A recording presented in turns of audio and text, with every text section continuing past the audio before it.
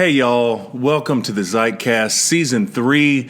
I'm so thrilled that you are with us, that you're with me right now. It's a really exciting time. First of all, I'm very excited about the new set. So if you've never dialed into the Zeitcast before, a lot of this is new to me. This is a very personal space for me. Thank you, Nicole, for your creative genius here.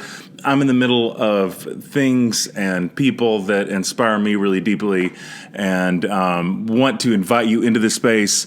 Whoever you are, wherever you come from, want you to know, first and foremost, that all of you is welcome in this space, which is really largely what the Zeitcast is all about. The premise from the beginning is that this was going to be a show about spirituality / theology and ... So that could be pop culture, movies, film, music, could be bourbon, could be really anything that's moving me, anything that's moving you.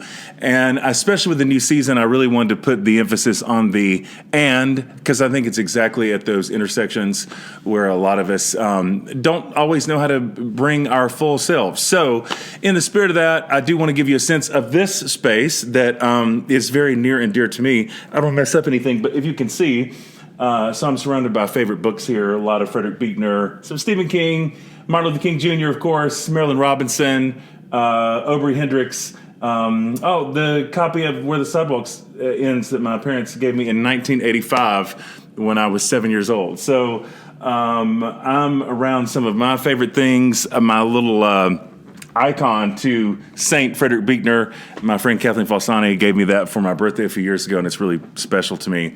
So thanks for sharing in this space with me. So I told you that the Zeitcast has always been about the and the and is where I want to lean in a little bit more.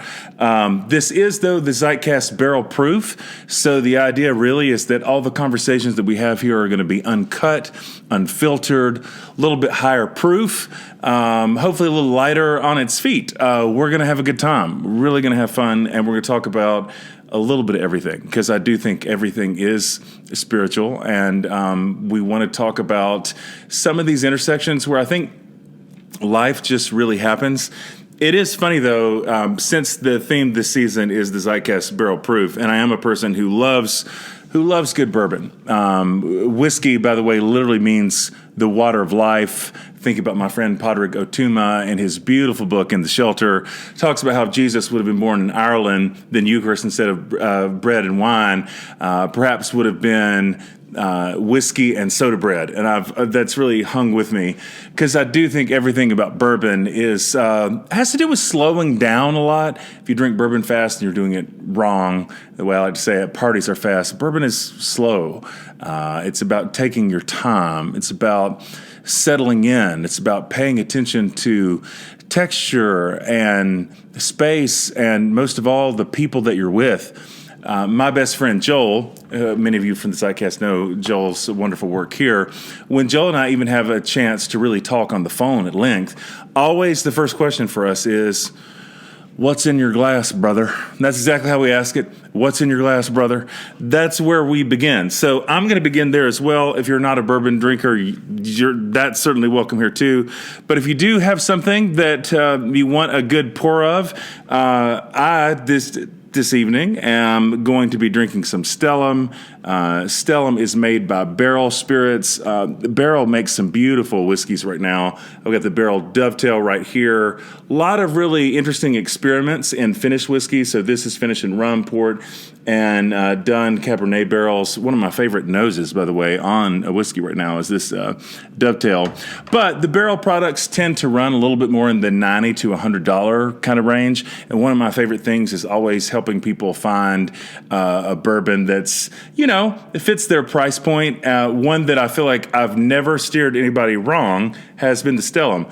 So Barrel started making Stellum to be a more accessible, kind of a little more of an entry level. So Stellum runs maybe $50, $55. Make a beautiful bourbon as well as a rye. There's some wonderful store picks as well, which we'll get into. But the basic Stellum, to me, this is all the primary colors of bourbon right here. Got a lot of brown sugar, caramel. I've found that regardless of your level of whiskey experience, people tend to really like this bottle, so that's one you may want to pick up. I'm going to be drinking today from the Barrel Rye Black. The Black series is a little bit more upscale version of their bourbon and their rye that I'm really enjoying right now. And part of the comedy, part of the irony of what's happening right now, and even trying to do this in this moment. So a little under 2 weeks ago, I tested positive for COVID. And I'll be honest with y'all, it kind of knocked me on my ass more than I anticipated, and for longer than I anticipated, being fully vaccinated and all the things. So had a bit of a minute with COVID. And unfortunately, I was also one of the folks, and I want to say that in the right spirit because, hey, I'm so grateful to not have any of the respiratory stuff. I know so many people are dealing with really scary things and have lost loved ones to COVID. I haven't had any of that, and don't take that for granted. Don't take it lightly.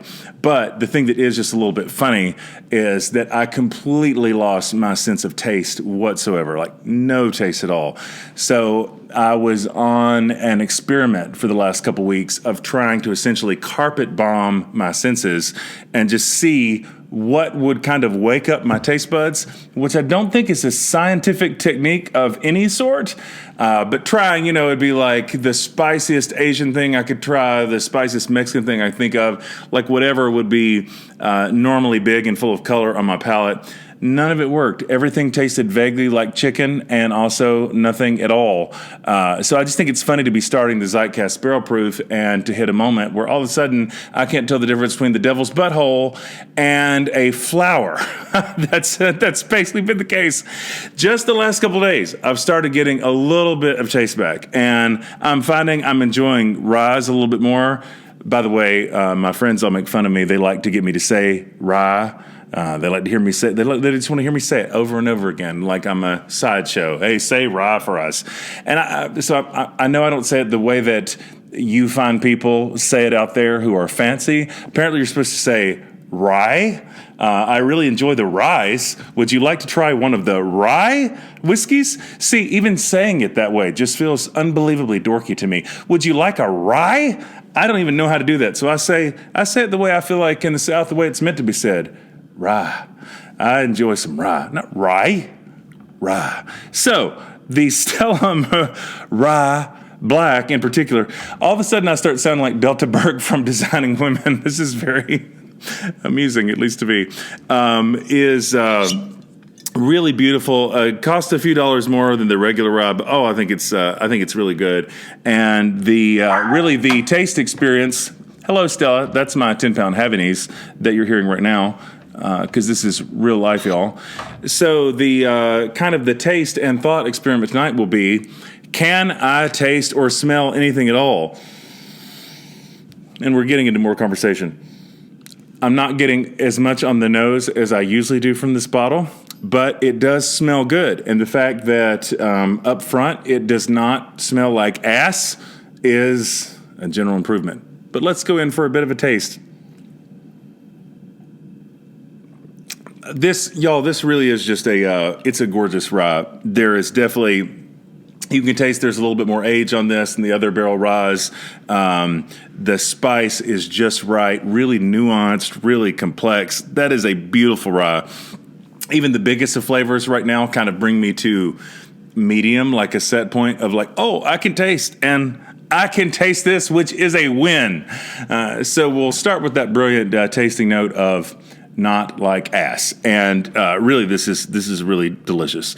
So whatever's in your glass, I hope you're enjoying right now. I thought by way of premise today, I would share just a little bit about, it's such a strange time, and I think it's been a strange time for all of us, as I've been on a little bit of a hiatus from the podcast, doing a lot of other things. I've been writing, got a new project coming out I'm really excited about, which I'll share more about in just in the coming days here. But I think, like all of us, I've really been dealing with all these overtures of this new world that we're navigating. I feel like already, we know that our technology is rewiring our brains, And that, speaking of experiments, we're living in a bit of a science experiment in which there are no long-term subjects. So already there's so much about ourselves that are shifting that I don't think we entirely understand, even chemically, the way that we become dependent on our technology and all that.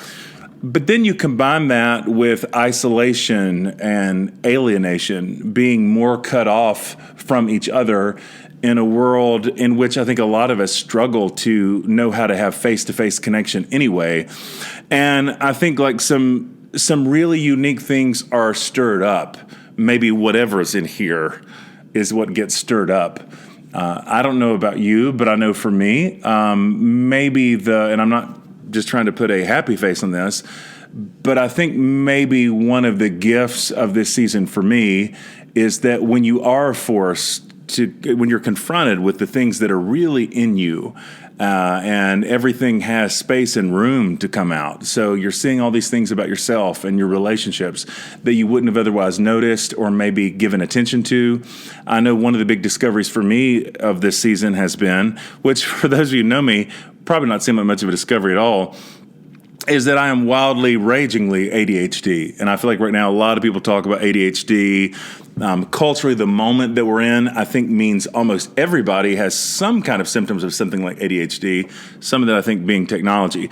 But really, I'm so textbook, and it explains so much of my life. It explains the ability to hyper focus and the hyper intense focus that I have in some seasons with some things, and also then the inattention, the ways that I struggle with a certain kind of paralysis around communication, emails, text messages, whatever, like very easily overwhelmed, like all these things about my brain that I think now are super fundamental to who I am and where I am and how I approach the world.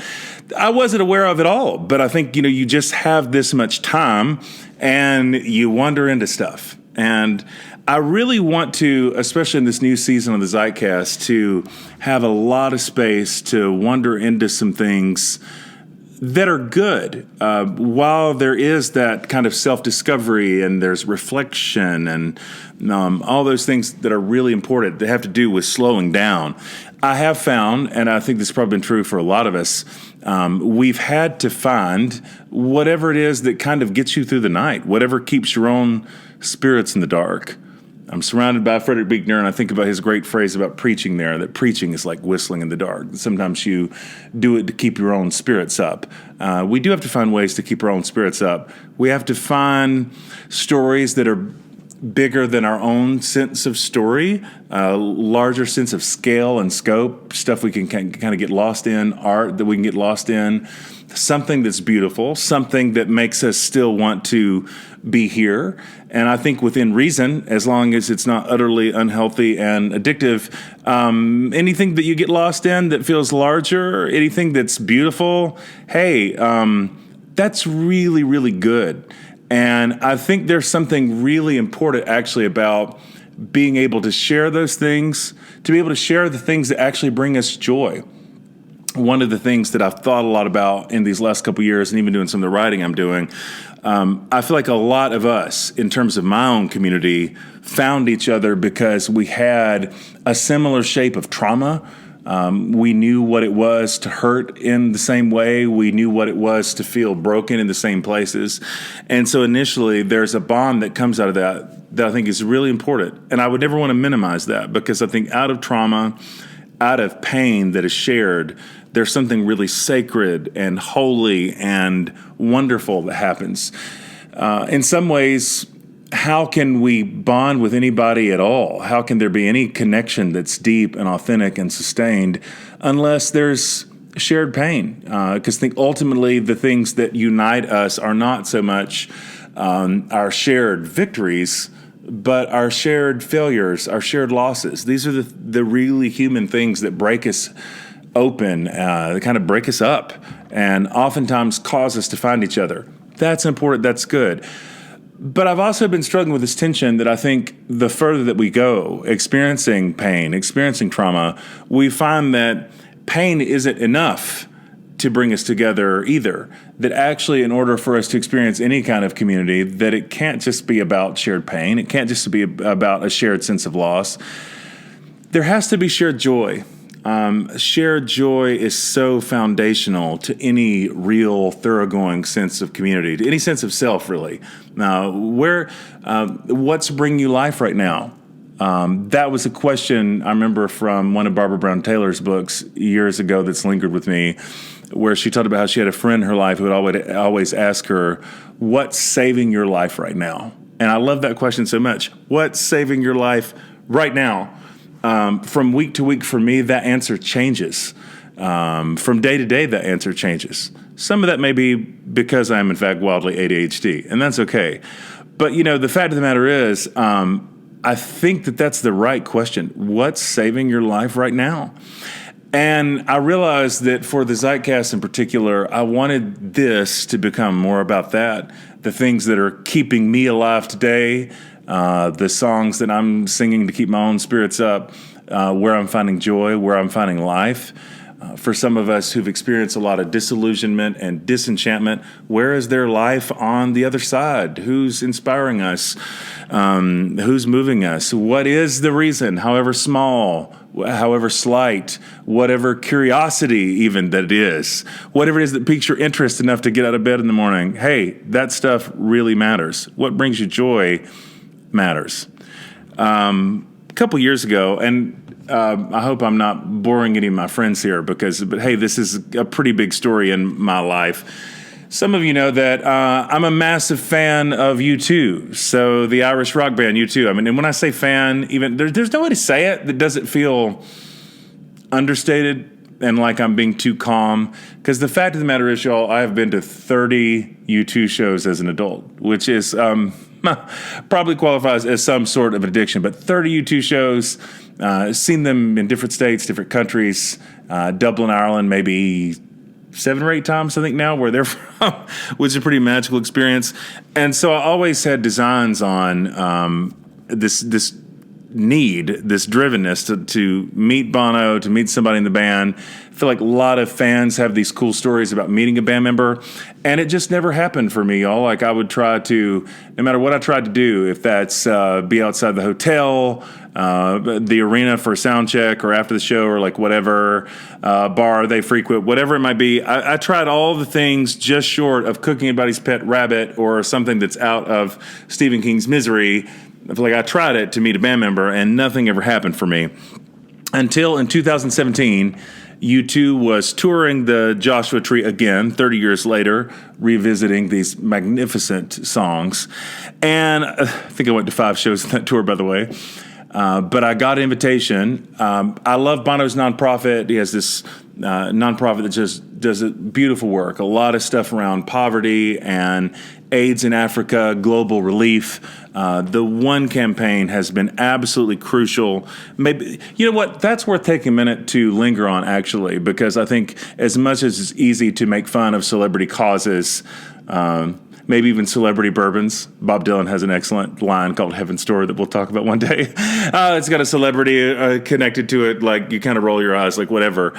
But seriously, a lot of Bono's work with the One campaign is the reason that in the United States we have a fund called PEPFAR, and through that, 18.5 men, women, and children that have AIDS basically at this point have antibiotics, and they're alive precisely because this initiative exists that really makes a big difference in the world. And I've been endlessly moved by the work of the One campaign. So volunteered time and energy and did some stuff on the faith side where I come from that felt like meaningful work to me. It was not, by the way, aspirational to try to meet Bono through that. Like, I really do believe in the work and believe in the work here in Oklahoma, in the wasteland that we're in, and all of that. Another story for another time about the things we try to do in our cultural landscape. But so 2017, on this tour, there was a faith leaders dinner where some of us were invited to before the show. There's like 30 of us, I think. Michael W. Smith, who some of you might know, pop singer, more of a contemporary Christian music artist. If it tells you anything about where I come from, this will mean something to some of you. The first sort of arena rock, quotation marks, show I ever went to was Michael W. Smith on the I'll Lead You Home tour with Jars of Clay opening up right when Jars of Clay came out. And so I get to this dinner, again, like 30 of us. Michael W. Smith is there. Dan Hasseltine, who's the lead singer of Jars of Clay, is there. And y'all, I was like, it's like every shade of me, every version of me from every stage of my life is geeking out. I'm like, Dan Hasseltine and Michael W. Smith, like, this is amazing. And was very overstimulated, but it was a great little dinner that we had. And I know that there was at least like rumor, there was conversation that some of us might be able to meet Bono. And of course my hopes were up, but I'm trying to not to get my hopes too up, all the things. Well, finally, a little bit after the dinner's over, a handful of us got to go backstage. And I had my friend Steven with me, who was going to be speaking in the area. It's one of my best friends. And I'll never forget that long walk to go backstage in that football stadium because I was experiencing absolutely everything. I mean, Bono is my hero in so many ways, and especially when you listen to a lot of music on headphones, it's a really intimate way of experiencing any art. I think it's like whispering in your ears. And so I have all these stories, significant stories that I've written about and talked about everywhere of U2 songs and how they kind of animated me and made me feel seen and known in ways that I didn't otherwise feel seen and known. And so, you know, we're going backstage, and I'm just geeking out. And it's frightening when I geek out because I'm 6'5" and I'm very large. And when I'm also giddy, this is a strange and frightening proposition. So I remember asking Steven, I was like, man, I know I'm not going to be composed, but I'm trying to figure out how to even approach this time because I don't want to make just a complete fool of myself. And yet I don't want to like try to play it too cool because I'm not cool. And I just remember Steven said what I thought was the wisest thing. He said, you know what, Jonathan, like we both know in our own small way from the work that we do what it means when someone tells us that something about our words has moved them in some way or inspired them in some way. We know what that means. And, you know, hey, the fact of the matter is, you've been moved, you've been inspired. Like, why would you try to hide that? Why would you conceal that? Why not just be who you really are and act kind of like how you feel? And I really took that to heart. We get back to the little green room, pretty understated actually, and so we're back there. I remember specifically my back was against the door. I think I was a little bit afraid of facing the front door and watching and becoming too much of a spectacle. But it was so wild, y'all, because as I'm there talking to my couple friends, Mike, who worked at the one campaign, my friend Mike Hogan, Mike and Steven, Michael W. Smith, like whatever. I remember there was this sense that when Bono walked in the room, it was like I felt it. It's like I felt all 5 feet 6 inches rock and roll genius in platform shoes walk in that room. And I remember, because I'm like there facing the door, and I remember being like, he's here, isn't he? It was like this whole, Bono's in the room. So it's almost kind of a Wayne's World, we're not worthy type thing. Trying to compose myself. Bono very graciously talked to everybody in the room before he got to our little group that was there talking. And of course, I'm trying to rehearse, like figure out what I'm going to say. That was soft for me because my friend Mike actually points out to him, I have 2 tattoos on my body. And there are deeper stories behind this that are spiritual, that have deep meaning, kind of draw from deep wells of experience in my life. But ostensibly, top level, they are U2 related tattoos. I have the heart in a suitcase right here, if you can see that, which is connected to U2's All That You Can't Leave Behind. And then I have the little zoo baby right here. It's kind of my songs of innocence and experience. I got this when I was in Dublin, where I saw U2 4 times in a week. You can already see. I mean, I'm feeling red and geeky talking to you right now. So I remember specifically in that moment, I'm wearing a T-shirt, and my friend Mike points out my tattoo immediately, which threw off my whole strategy. And so I went straight into this whole self-deprecating little spiel of hey, Bono, I know that being here backstage, this is the one place where being the kind of fan that has a tattoo actually is not cool. The whole thing of you're not really supposed to wear a T-shirt of your favorite band to their show. Well, when you have tattoos on you, I was actually hoping this would not be noticed or brought up So I'm doing my kind of self-deprecating but gushing, giddy thing. And Bono, I don't have a great Irish accent, so I'm not able to do this as well as I'd like. But the cadence, though, I will never forget. Bono, in this very cool, nice way, like gently touches my arm. And he says, no, Jonathan, like, you never need to apologize for being a fan. I'm still a fan of people whose words and music inspire me. That's really the posture you want to go through your whole life as a fan. It's good to be a fan. Just pause, just like that. It's good to be a fan. And I thought it was so genius because it lowered the temperature in the room, allowed me to be able to breathe. It was kind. It was a way of kind of accepting my giddiness as some sort of the weird compliment that it is. But also just, like to hear that. It's good to be a fan. And ever since that experience, which, by the way, 10 minutes later, me and Steven are down there in the pit with some of these other folks, with Michael W. Smith at Den House. Again, I'm geeking out on every level. Bono walks on stage to Larry Mullen's drums on Sunday Bloody Sunday, and I'm just lost in this sea of, I'm just an 8-year-old child. It was unbelievable. But ever since that night, beyond the euphoria of getting to meet one of my heroes, and that's one of the things that makes me feel just really lucky in general, is I've got to meet a lot of people who are heroes, a lot of people that I actually live my life with alongside, people in our table community, people like Malika, people like Cece, who comes from here, people, Nicole, first and foremost. Like I am such a fan, and I've really tried to cultivate this thing since almost more as a practice, that instead of being embarrassed about being a fan, no, it's good to be a fan. This actually is the posture that I want to live my life from. Art and music does inspire me endlessly. And so even when I'm doing something like this, getting the right headspace is so important.